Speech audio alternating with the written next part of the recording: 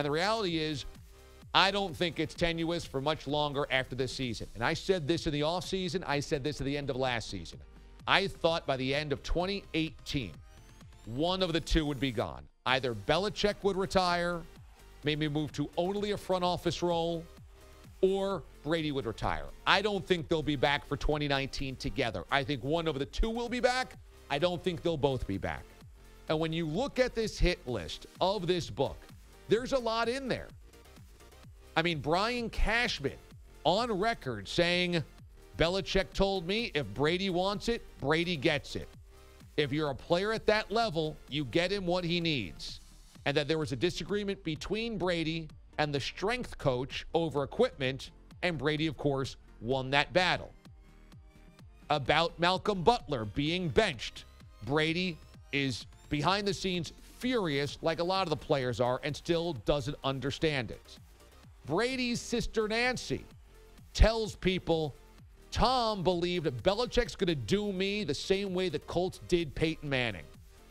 And knew it in Deflategate that Belichick was among Patriots officials who had, quote, serious doubts about Brady's claim that he had no involvement over the deflation of the footballs. That Brady's family, quote, miffed at Belichick for talking to reporters about Brady's preference on his game balls, and miffed at Robert Kraft for not fighting Brady's 4-game ban eventually. And that a close friend of Brady said he thinks Bill handled it terribly, especially when it involved a guy who had done everything to help your career as a coach. Brady told friends that his answer to, quote, whether you're a cheater, and he answered, I don't believe so, in the wake, the aftermath of Deflategate, was not just about Deflategate, but also about Spygate and other Patriots black ops tactics. In other words, Brady kind of admitting, yeah, we've colored outside the lines in this organization. On Urban Meyer, warning the Patriots, do not draft Aaron Hernandez. Apparently, Urban Meyer saying, quote, this guy's a hell of a football player, but he bleeping lies to beat the system. He teaches all of our other guys to beat the system with marijuana. We've never caught this guy, but we know he's doing it. Don't bleeping touch this guy.